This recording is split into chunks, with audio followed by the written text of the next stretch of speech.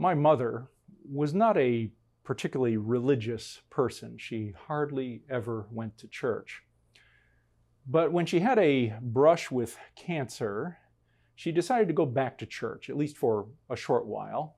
She even became a Sunday school teacher for little children. But one day she came home and she said to me, "These stories in the book of Genesis are horrible. What are they doing in the Bible? Abraham passes off his wife as his sister to save his own life, and Lot's daughters get their father drunk for immoral purposes. These are horrible stories. What are they doing in the Bible?" My mother never taught Sunday school again. There's another story in Genesis that is even more disturbing. At the same time, it is perhaps the most important story in Genesis. It's the story of Abraham being told by God to sacrifice his son as a burnt offering. Now, this story is disturbing for at least three reasons. It's disturbing because God tells Isaac to sacrifice his son. What kind of a God would do that? Maybe we could imagine Satan telling Abraham to sacrifice his son, but not God. What kind of an evil God would command that? And then you have Abraham's response. He does it. He doesn't ask any questions. He just says, "Here I am." And he does everything without delay. How does Abraham know that this is God who told him to do this? And even if he does know that it is God, why doesn't Abraham say, "No, I'm not doing that. That's immoral"? In fact, if you just back up a few chapters to chapter 17, you have a story of Abraham questioning God's morality. You have Abraham saying to God, "Far be it from you that the innocent die with the guilty." He's talking about Sodom and Gomorrah. So Abraham is certainly capable of questioning God. So why doesn't he question God now? And then you have the third disturbing thing here. The story begins with these words, "After these things, God tested Abraham." Oh, so this is all just a test. Maybe we're supposed to think, oh, so Abraham isn't going to have to really need to do this because this is just a test. Well, even if it's just a test, does that make this test any less immoral? I mean, think about it. What if a parent were to say to their child, "Oh, go over there to that plug and pull it out and put your finger in that light socket over there." And just before the child does it, the parent pulls the child away and says, "Oh no, it was just a test. I wanted to see whether you would obey me." What would we think of such a parent? We would think that parent was something's wrong with that parent. We'd probably be calling Child Protective Services. So this story is disturbing. It is so disturbing that over the years I have had various people in my congregations tell me that they do not like this story. They hate this story. They don't want to hear sermons on this story. As far as they're concerned, this is a story about divine child abuse. Now, I think we need to take that very seriously. I think we have to be very sensitive to that feeling. At the same time, this story is also perhaps the most important in the book of Genesis. The ancient rabbis and the ancient Christian leaders considered this story to be one of the most profound. They considered this story as the one that digs the deepest. What is it that they saw in this story? I think for us to understand this story, we need to put ourselves in the shoes of an ancient Jew. I would like you to imagine right now, you are an ancient Jew. You live 2,500 years ago. Now, as an ancient Jew, there is a spiritual principle that you are well acquainted with. That spiritual principle is that the firstborn of your flocks and the firstborn son belongs to God. That principle is enunciated in the book of Genesis, or in Exodus, I should say, in Moses' Law, chapter 22, starting at verse 29. I'll read it to you. The firstborn of your sons you shall give to me. It is God talking here. You shall do the same with your oxen and with your sheep. 7 days it shall remain with its mother. On the 8th day you shall give it to me. So this principle is well established. The firstborn belongs to God. And this was not only an Israelite belief, this was a belief amongst generally in the ancient Near East. In fact, the Canaanites took it so literally that they sometimes did actually sacrifice their firstborn son to their god Moloch. And the ancient Israelites were horrified by that because they knew that that's wrong. That's not what God wants. And so in the same book of Exodus, you have other laws that allow you to substitute an animal to be sacrificed in place of the firstborn son. And so we see even Mary and Joseph do this. When Jesus is born, on the 8th day, they take him to the temple in Jerusalem and they sacrifice 2 turtle doves. And by doing that, they are acknowledging the firstborn belongs to God. Now, you as an ancient Israelite, as an ancient Jew, you know that Abraham lived before Moses. Abraham lived before Moses' laws. So Abraham is well acquainted with this ancient principle that the firstborn belongs to God, but he does not have Moses' laws that say that you can substitute an animal in place of your son. So when God tells Abraham to sacrifice your son, for Abraham, in his situation, God is requesting, commanding that which is due to God. This is not an immoral request. This is not about ethics. This is about, will Abraham do something that's extremely difficult and heart-wrenching?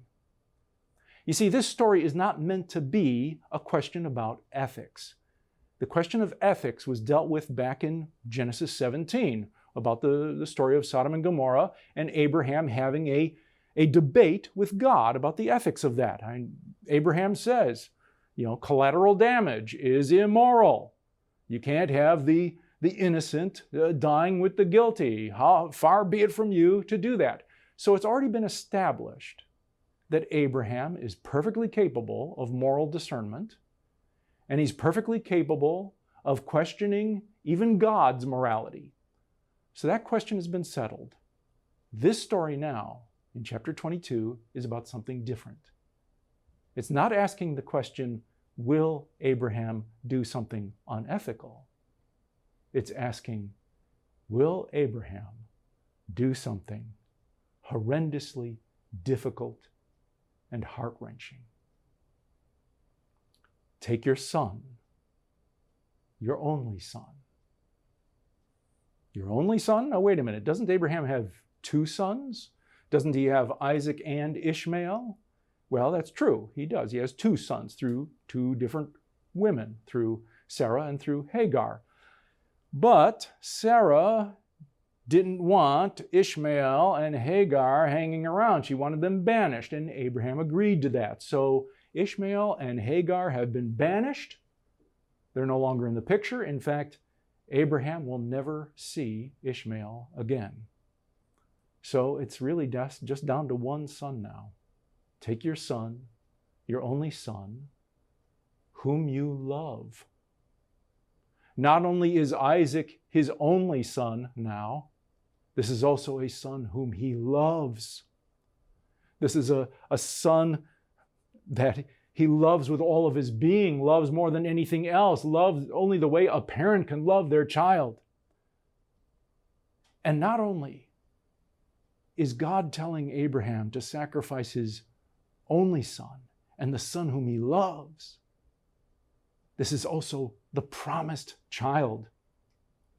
This is the child that God said to Abraham, through you is going to come a great nation. You're going to have a son, and then that son will have children, and they will have children. And eventually there will be a great family. And through that family, all families of the earth will be blessed.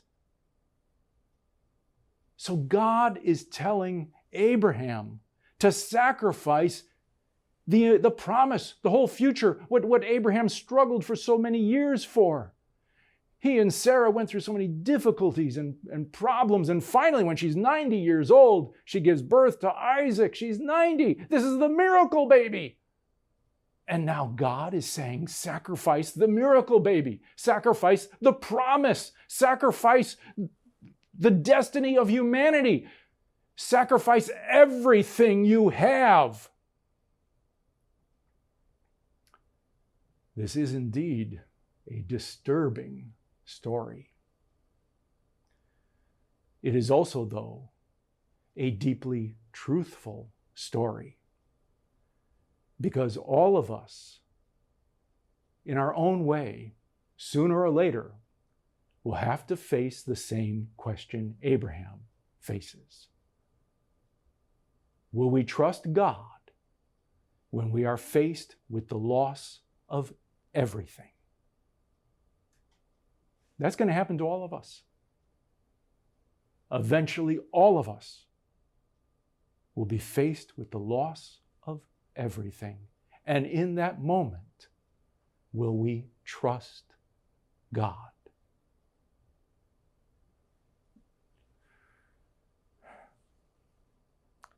In a world of tragedies, in a world of injustices, in a moral universe that seems to be chaotic and not care about us, in the face of the absurd, in the face of what looks to be an impossible future, can we trust in God to provide?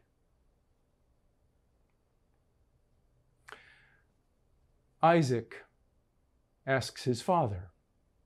He says, "Father, the fire is here, the wood is here, but where is the lamb for the sacrifice?"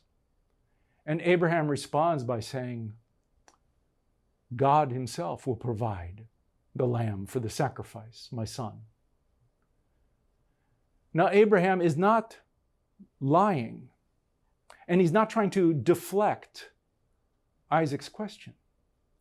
This really is Abraham's faith. He really does trust that somehow, in some way that Abraham can't possibly imagine, somehow God is going to provide. Somehow, despite everything being lost, despite everything being taken away, despite the face of death staring at us, God is going to come through. God is going to provide what is needed. God will restore that which needs to be restored. Somehow God will provide. That is Abraham's faith. And you know what? Isaac shares that faith. Because when Isaac is laid on that altar, there is no indication whatsoever that Isaac struggles or cries out. He too has faith in his father's faith. He too trusts God will provide. And God does. A ram is caught in the thicket. They sacrifice the ram in place of Isaac. Then God says, "Now I know that you fear God." Now, fear in the Old Testament does not mean being scared of God. It means fully submitting to God's will. Putting God over oneself entirely.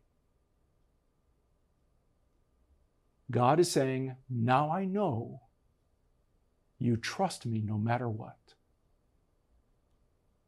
Notice though, it says, "Now I know."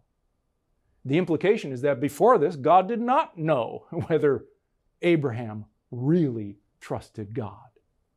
And God needs to know whether Abraham really does trust God no matter what. Because that promise that through Abraham is going to come a great family, and through that family, all families will be blessed, that depends on trusting in God. If you don't trust in God, the plan will not work. The promise will not happen. God needs to know, Abraham, are you going to see this through no matter what? No matter how terrible things get, no matter how hopeless things get? Will you see this through? Will you trust that I will provide? Tell me now, because if you can't do this, I'm going to have to look for somebody else. I'm going to have to start all over again. Abraham, can you trust me no matter what?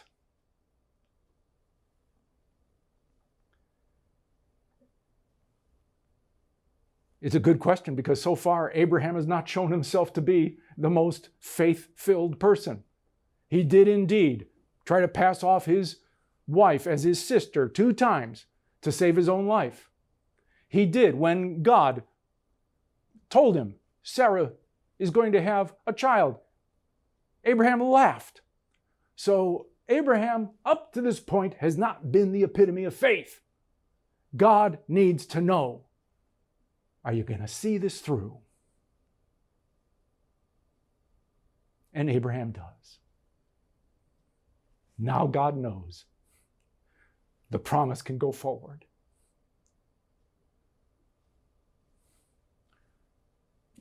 The story of Abraham at this point comes to a close. Everything that needs to be said has been said. Everything that needs to be done has happened. God is not going to have any more conversations with Abraham. Abraham is not going to have any more conversations with Isaac. The book of Genesis now moves on to the next generation. Now, the book of Genesis likely was completed, came into the form in which we have it today during the exile. That was a time when the Jewish people had seen Jerusalem destroyed. They had seen the temple destroyed. They had seen the royal family slaughtered. They had seen their future wiped out. They have no country. They are taken away to live in chains in Babylon. They have seen their own children slaughtered, sacrificed in this war with Babylon. And in that situation, they have to ask themselves, can we, should we still trust in God?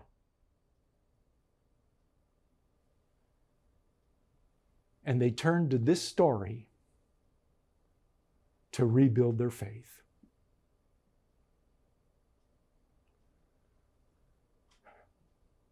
The day is coming. The day is coming when all the families of the earth will be blessed. If we, who are the spiritual descendants of Abraham, trust in God, the promise will be fulfilled if we, in the face of the loss of everything, trust that God will provide.